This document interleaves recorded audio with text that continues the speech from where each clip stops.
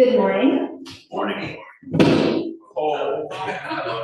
You're paying attention now, right? Yeah. Yeah. Excellent. Well done. Okay, so please rise in body or spirit and join us in singing our gathering hymn number 21 in the great hymnal, For the Beauty of the Earth.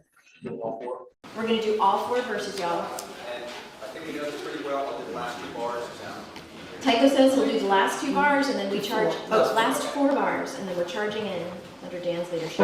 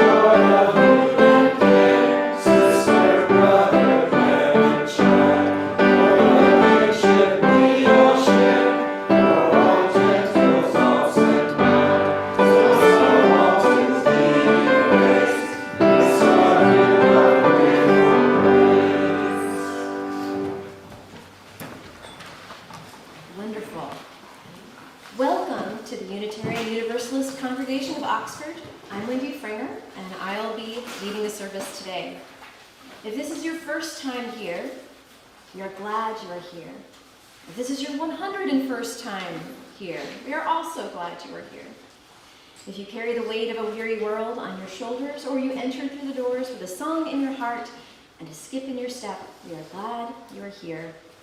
If you're the loudest voice in the town square, or the subtle hand behind the scenes, we're glad you're here.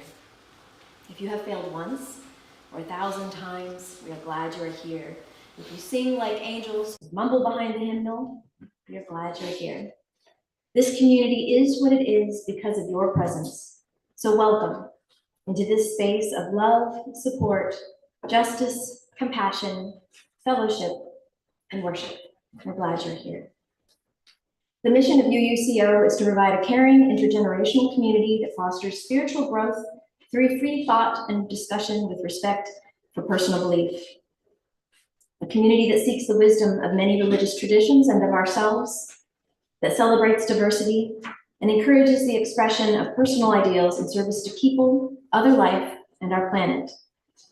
We are a congregation in which lay people like me share leadership of our services with our half-time minister, Reverend Sarah Osborne. And if you're interested in getting involved with services, even if it's just lighting the chalice or reading occasionally, please reach out to me or to James Bowker, our Sunday services chair, or really anyone on the board. Cheryl and Andy are here. We'd love to have you involved. We have some announcements today. First of all, I have this announcement that Thursday, November 6th in UUCO Hall, Deborah Cole will be giving a talk called Let's Talk About It, a discussion about mental health, young adults, community, and the arts. So please join us for that. It's at 5 p.m. on Thursday the 6th. And Greg has more information, I think, if you wanted to ask him about it. Also, we have UUCO shirts now, t-shirts. So I understand orders are going to be placed on November 14th. If you want one of those shirts, each one is $25. You can talk to Cheryl about that, and an announcement went out in the email this week. We have to order in bulk for the price, so please do help us out by getting those orders in early. Perfect for wearing to Pride this year. Plan ahead. Also, we have our fundraiser, our silent auction. Yesterday was the last day to get in your proposed thing that you were going to do, your service, your dinner. Our family likes to do a medieval dinner with Greg and Shandi. There's lots of different options. People do pasta dinners, cakes, all kinds of fun things. But even though yesterday was the last day, I didn't get mine in. So I'm just confessing the truth. you all can still get yours in too. So don't wait, get those in. Michelle is collecting those, and on November 16th will be our actual silent auction fundraiser. So it's gonna be a lot of fun, a lot of great items, plan ahead, and definitely please do let Michelle know what you're planning to put up. Other announcements are in the order of service. You can read them. I'm not going to delay you. You can read them yourselves. But I wanted to share just those highlights. Oh, and one other thing. If you didn't check your email and see an amazing email about the LOU Housing Coalition, I probably named that wrong, but the one about the Housing Summit many of us supported, there was a great new email, a new newsletter with all kinds of information about the committees and ways to get involved and the cool efforts they're involved in. Facts, all those kinds of things. If you didn't get this amazing email and you would like it, talk to one of us who did and we will share it with you. You can also talk to Afton and JT, okay? Just wanted to make sure I got that out there. All right, so today I will make our most important announcement. We are fortunate to have with us Dr. Nathan Oakes. Nathan is from Tupelo, Mississippi. He has a PhD in ancient philosophy and leads ethics programming at Ole Miss. He's also a coordinator of youth programs for the Episcopal Diocese of Mississippi, and I will add he does amazing youth programs at the university in the summer with our office. They're called Ethical U. We have middle school and high school weeks. They're just incredible and transformative for young people. He does many, many other things besides, but we are very fortunate to have him joining us today for our homily. Let's welcome him with a round of applause.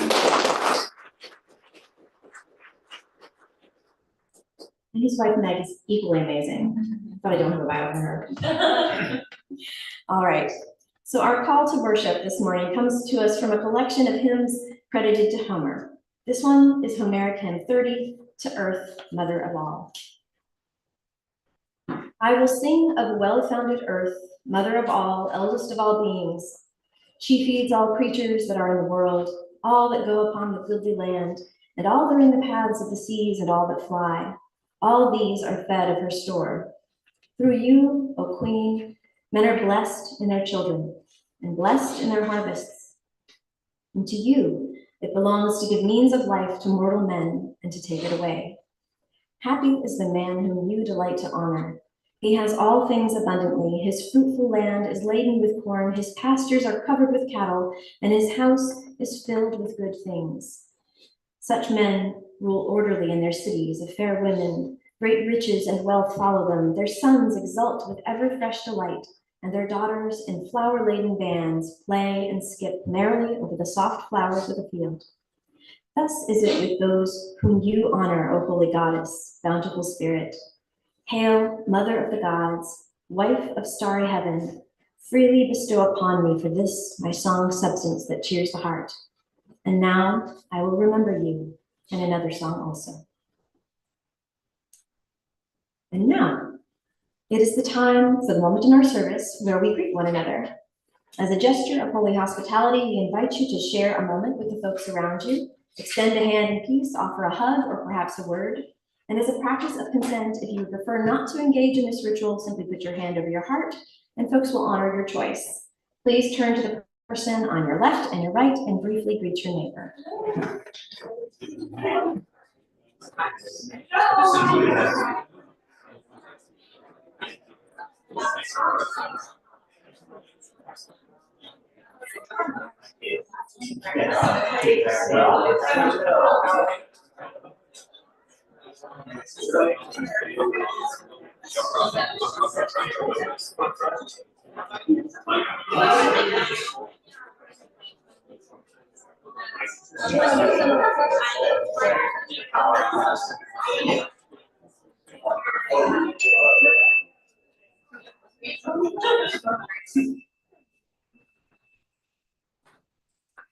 Now, with the love of community sparking among us, let us light the sacred symbol of our faith, our flaming chalice. And Nathan, would you mind coming forward? Our chalice lighting today comes from Wendell Berry. Sowing the seed, my hand is one with the earth. Wanting the seed to grow, my mind is one with the light. Hoeing the crop, my hands are one with the rain. Having cared for the plants, my mind is one with the air. Hungry and trusting, my mind is one with the earth. Eating the fruit, my body is one with the earth.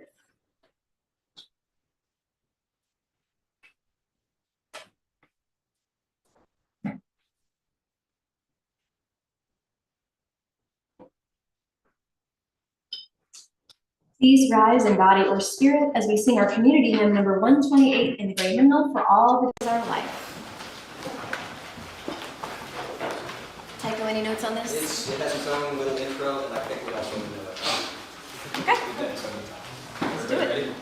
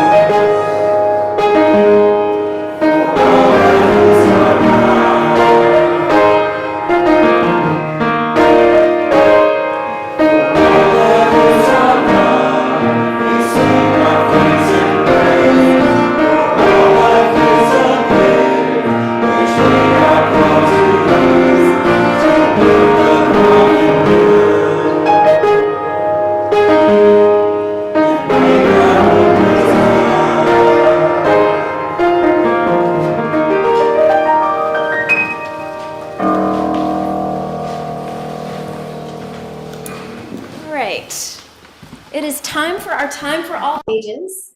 Do I have someone willing to open the Wonder Box?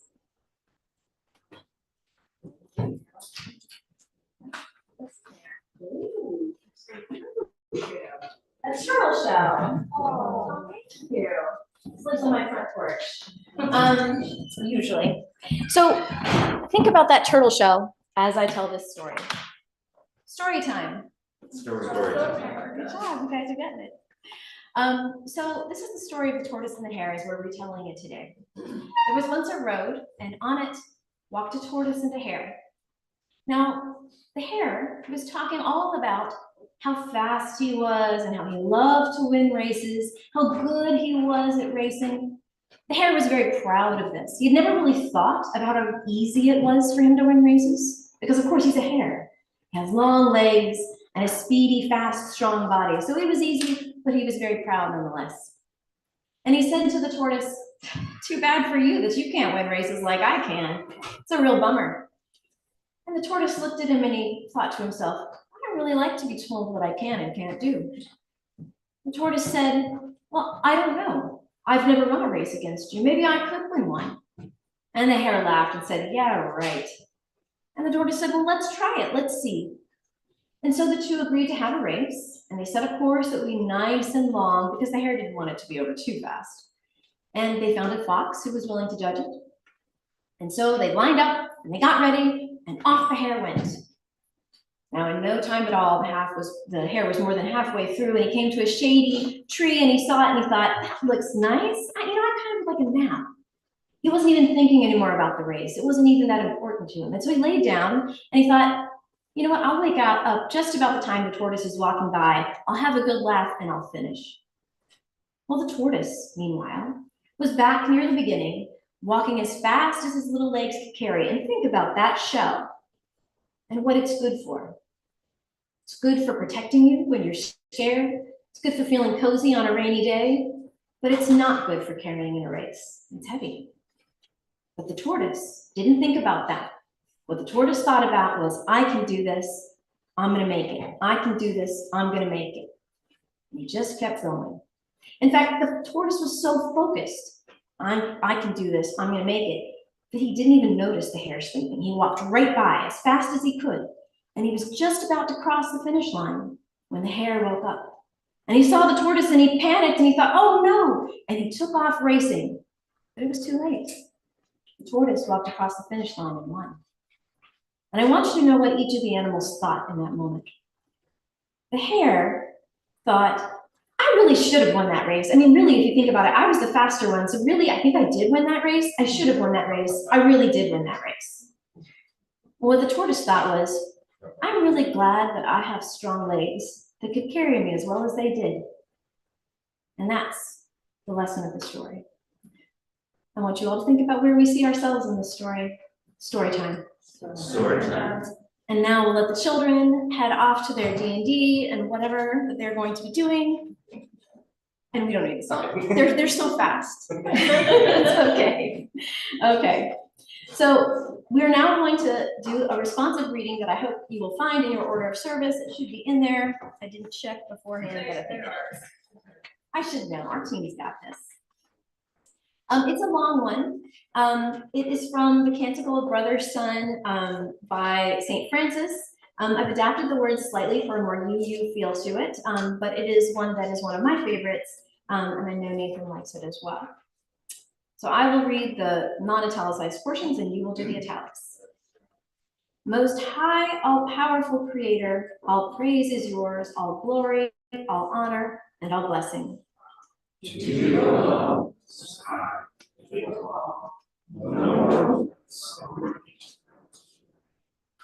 Be praised, Creator, through all your creatures, especially through my Lord Brother Sun, who brings the day, and you give light through him.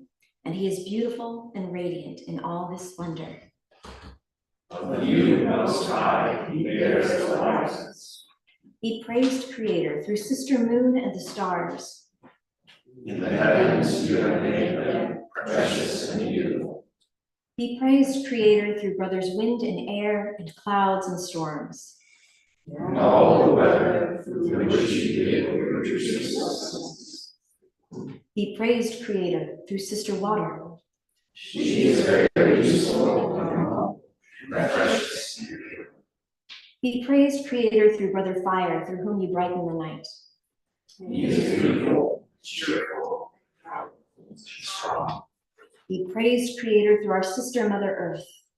He leads us and rules us and produces various fruits, other flowers and herbs. Be praised, Creator, through those who forgive for love of you, through those who endure sickness and trial. Happy those who endure peace, for by you, most high, they will be crowned. Be praised, Creator, through our sister bodily death, from whose embrace no living person can escape. Happy those she finds doing their most holy will. Praise and bless Creator and give thanks and serve him with great humility. It is now the time in our service when we will accept our weekly offering. Our collection is split, with half going to our monthly Share the Plate designee and half going to support the mission of UUCO. Our Share the Plate recipient this month is Mid-South Food Bank, which provides food to those in need for 31 counties in southern Tennessee and in North Mississippi. We know, of course, that with the current situation with SNAP, that anything we can do to support food security for families in our area is very well needed. And so that's why the congregation decided to switch and do this for our Share the Plate this month. So please give generously as you are able.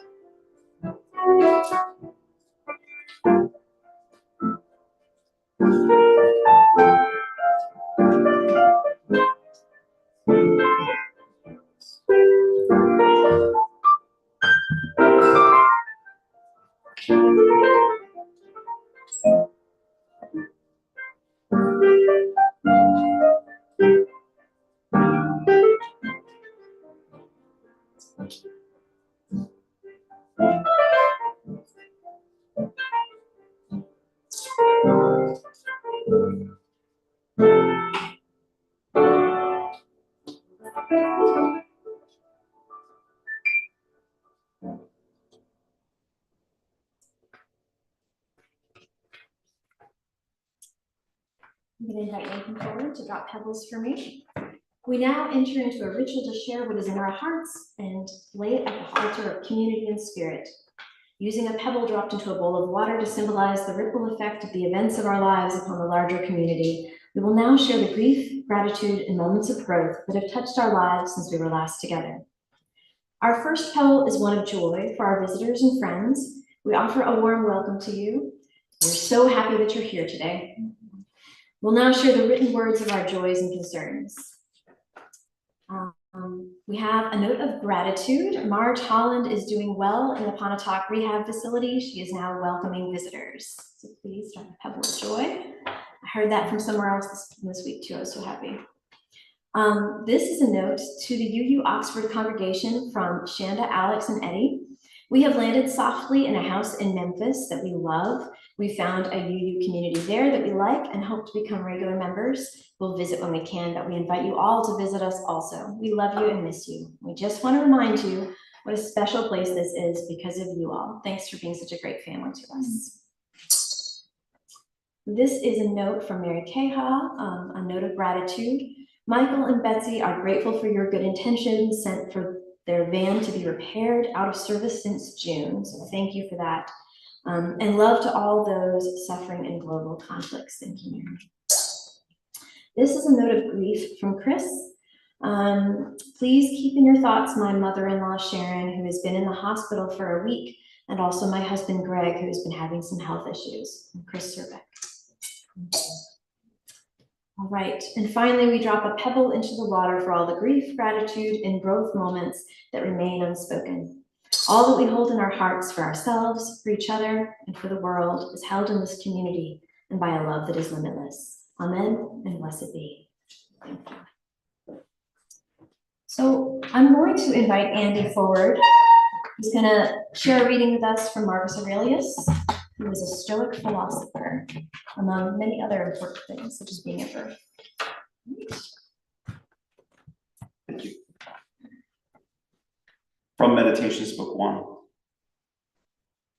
That I had good grandparents, a good mother and father, a good sister, good teachers, good servants and relatives, friends, almost without exception. And that I never lost control of myself with any of them, although I had it in me to do that, and I might have easily. But thanks to the gods, I was never put in that position, and so escaped the test. That I wasn't raised by my grandfather's girlfriend for longer than I was. That I didn't lose my virginity too early, and didn't enter adulthood until it was time. I put it off even.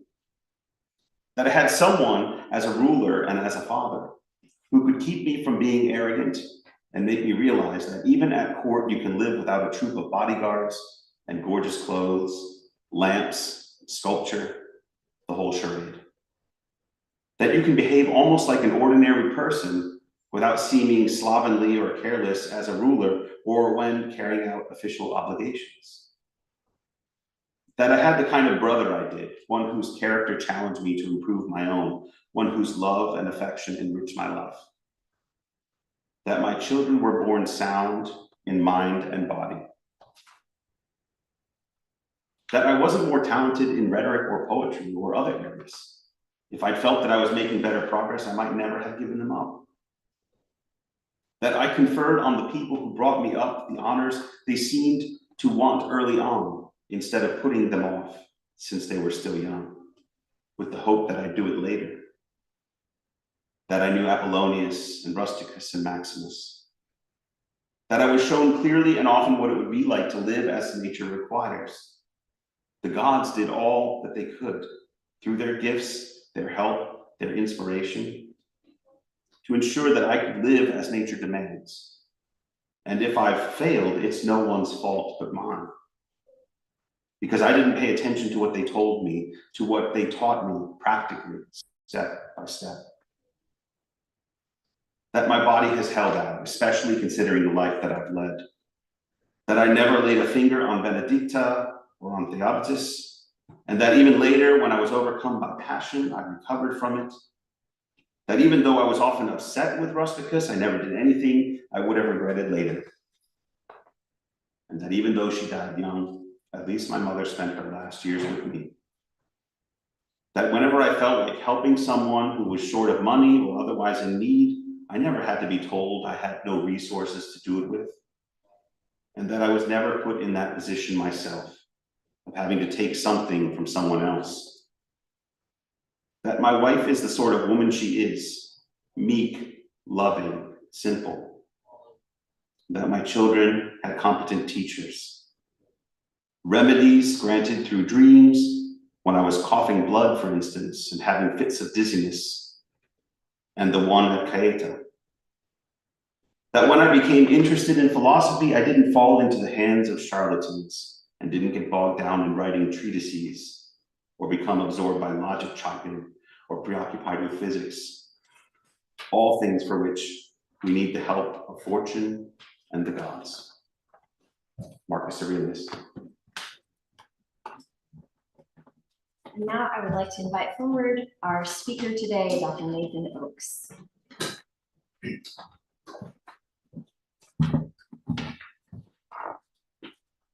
Hey everybody. I'm glad to be here. I'm going to start a timer so I don't go over my hour allotment. Excuse me, would you mind raising your? Oh, of course. Thank you. I don't know that it accommodates me well. All right, I'll do my best. So Plato records Socrates' last words as, "Crito, we owe a cock to Asclepius. Pay it, and don't neglect it." This is a very weird thing that Socrates is reported as saying as his final words. It's weird whether he said it or whether it was Plato's invention. Socrates had just been condemned to death by his fellow Athenians. Well, he'd been condemned a while ago, but he had just drunk the poison, and he pops out. He had covered himself to die. He pops out. He says that we owe a cock to Asclepius, and Crito says, "Okay, sure, I'll pay it. Is there anything else you want to say?" And he's dead, and that's it. That's the end of the story. So I have three things I want to accomplish in this little talk. The first is I want to tell you about a philosophical debate on gratitude. I want to look at Marcus Aurelius and St. Francis to give my thoughts on that debate. And then I want to try and explain why Socrates says that as he dies. Before I start, a quick little etymology, because I love etymology. Gratitude comes from the Latin gratus, which just means thankful, at least in this relevant context, it just means thankful. So we're talking about Thanksgiving, thanks, gratitude. They're all the same word. You see it in the Spanish gracias, right? It's all over the place. Okay, so with that out of the way, when I discovered I was going to be talking about gratitude, I did what anyone would do. I pulled up the Encyclopedia of Philosophy and I typed in gratitude, and I wasn't sure there would be anything, but there was actually. There's a debate among the philosophers about what gratitude really is fundamentally.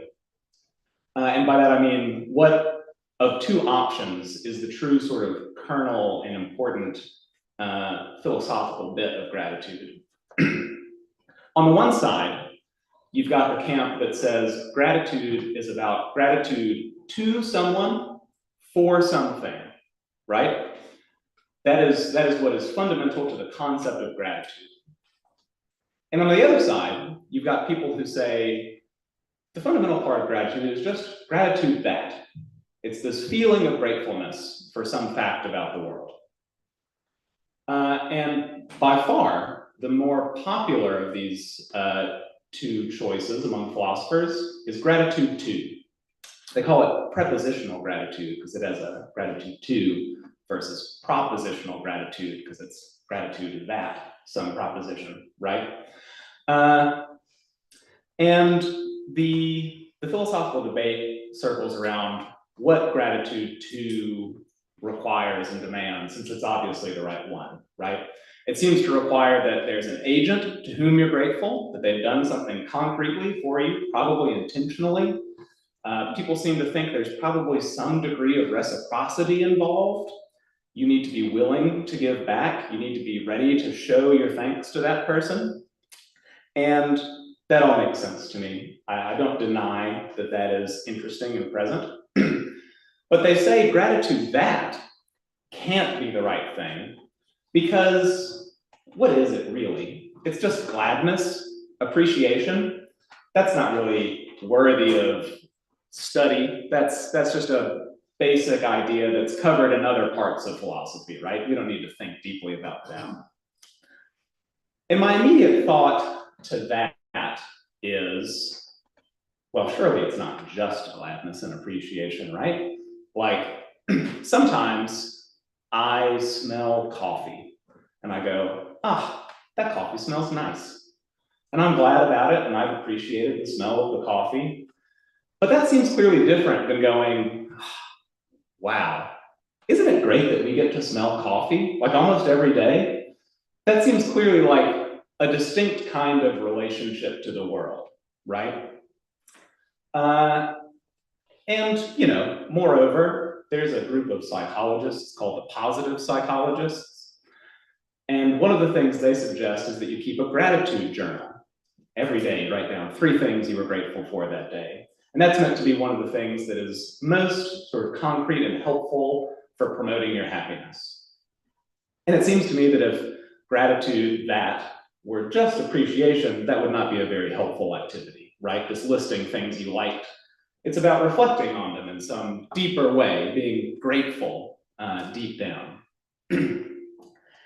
And so, having mentioned gratitude journals, that's a good opportunity for me to segue to Marcus Aurelius, because while I think those 2 things are powerful evidence, I think the most powerful evidence that gratitude that really is important and isn't something that should just be ignored is how important it is in some of the spiritual leaders throughout history. And in fact, just in people who have rich spiritual lives are all around us every day. They seem to be grateful people.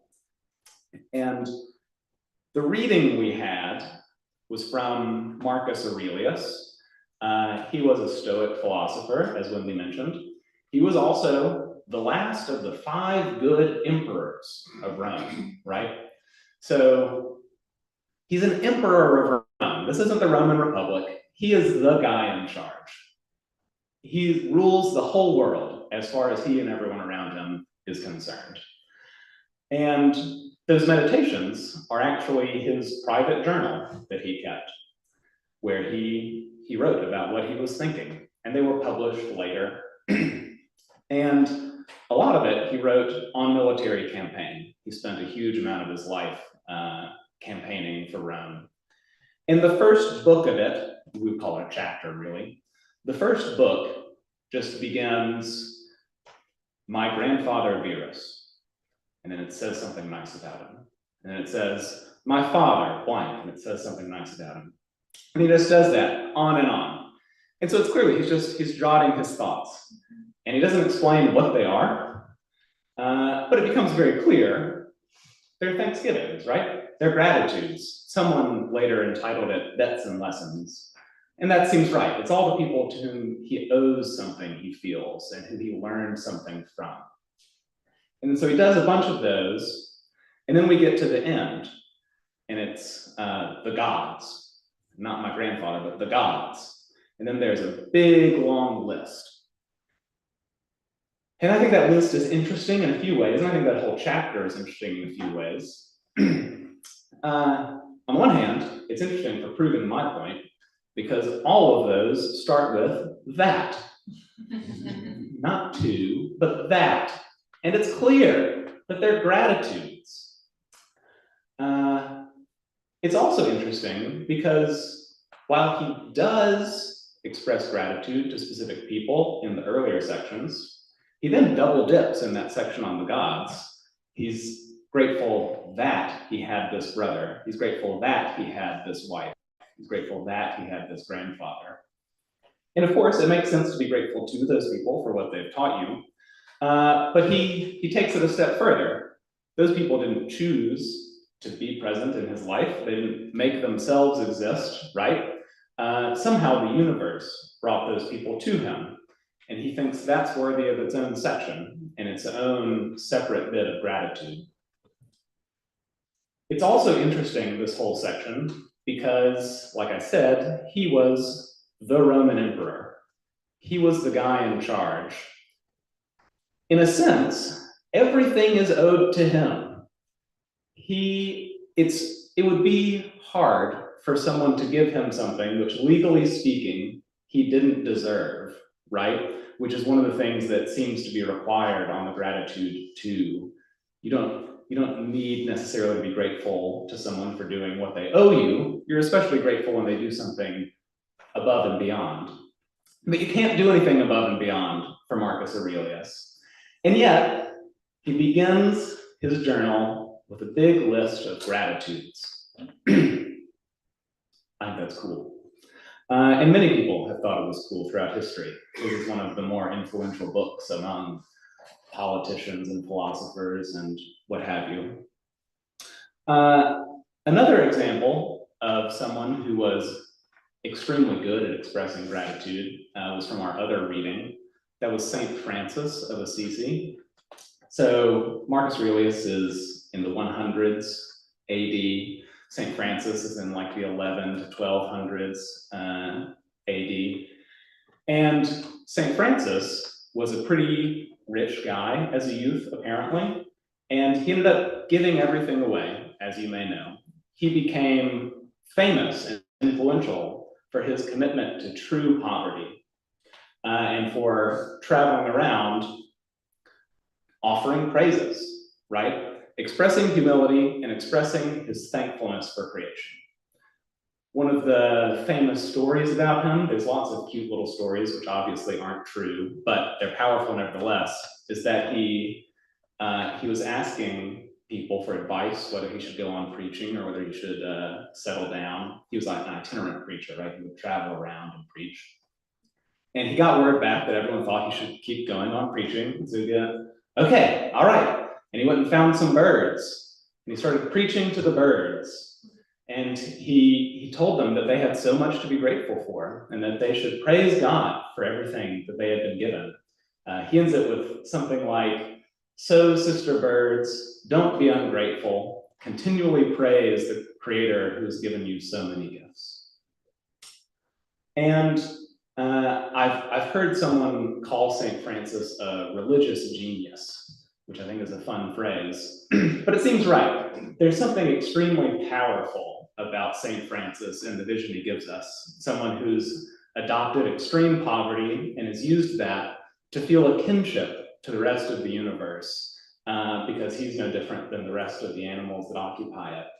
And someone who, despite that poverty, feels extremely grateful for all that he has and thinks that it's the most important thing someone can do to reflect on all that we've been given by the universe. And these two guys, Marcus Aurelius and St. Francis, they represent two very different people, right?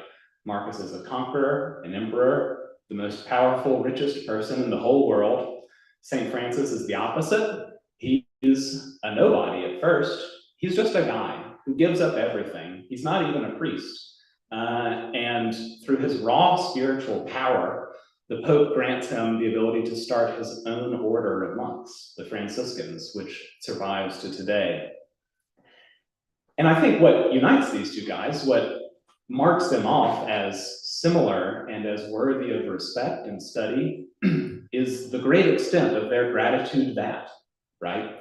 It seems to offer them some sort of great spiritual depth and something that is admirable and that we want to replicate for the peace that it brought them, the joy that it brought them, the sort of invulnerability to the world that it brought them. And yeah, so I want to offer them as people to look up to reflect on, and to think about how gratitude that is perhaps, even if it's not as philosophically interesting, we can debate about that, what makes it philosophically interesting. I'd argue that it's at least more spiritually important, and that it's not just appreciation, but something like an attentive and humble appreciation. It's the recognition that you have something good and that you didn't do anything to earn it, and that you're so happy to have it, right? It's reflecting on that attentively in the broadest and the deepest sense, not just directly to the source of it, but to the whole context of the universe, which managed to bring it to you, despite your doing nothing in particular to merit it. And so, circling back to Plato, why does Socrates say we owe a cock to Asclepius? Pay it and don't neglect it? Well, I don't think that it's because of some real bean counting that Socrates was doing, right? I received something from Asclepius, the god of healing and medicine, and I need to repay him for it. That just seems wrong, right? It seems wrong because that's not the kind of guy Socrates was. It seems wrong because he probably didn't believe in Asclepius. He was charged for atheism. That's one of the reasons they killed him. He probably wasn't an atheist, but it is true. He didn't believe in the traditional Greek gods the way everyone around him did. So I can't imagine that it's that. Rather, it seems to me that he's offering a praise, and a praise is different than gratitude, but clearly they're similar, right? Especially in the context of the gods. We talk about praises and thanksgivings all the time. They go hand in hand. But he's offering this thing to Asclepius, the god of healing and medicine, because he's just drunk some poison, and I think he's glad that it went smoothly, right? That's his final thought.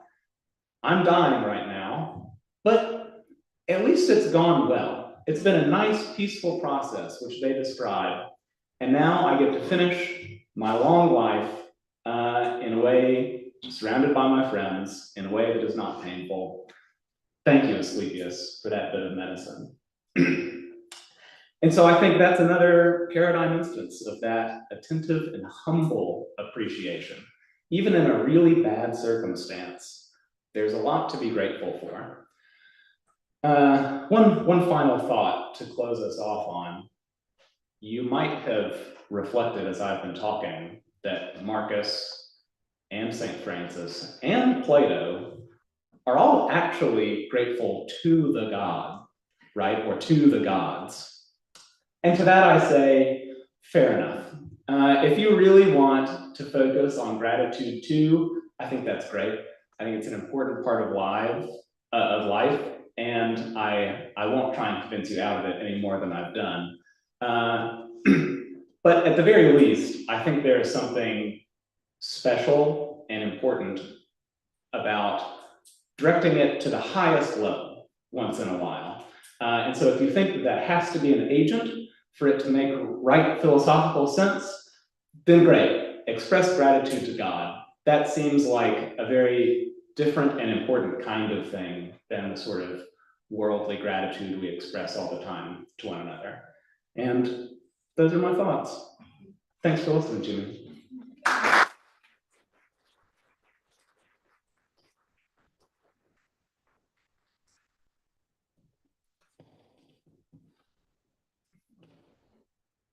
Little height difference there. I'm going to take this moment just to say, I think it seems appropriate to say I'm grateful that Nathan joined us today. One more round of applause. I also want to express gratitude that we have such a wonderful hospitality team, the people that welcome you in the morning, the people that clean up afterwards, the people that set up, the folks who play the piano. Tycho, thank you so very much. I'm grateful for all of this, and I'm grateful to all of you. So let's round of applause for everybody involved.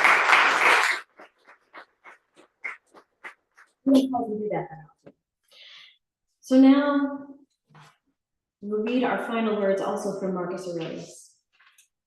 We release the plane today with some more words from Marcus Aurelius. Do not indulge in dreams of having what you have not, but reckon up the chief of the blessings you do possess, and then thankfully remember how you would crave for them if they were not yours. Please rise in body or spirit for our closing hymn in the hymnal, number 29, Joyful, Joyful, we adore thee. This one might seem unfamiliar, but I guarantee everyone who know it, it's the tune of Beethoven's Ode to Joy. So I'll play it through once. It's pretty short, all 3 verses. Yep. All right, here we go.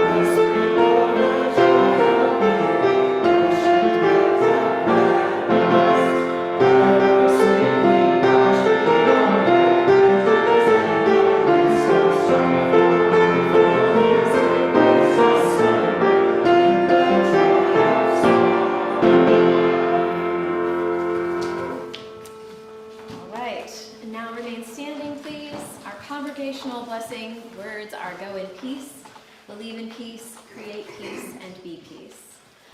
Go in peace, believe in peace, create peace, and be peace. Blessed be. Enjoy coffee hour. Thank you all. Let's go.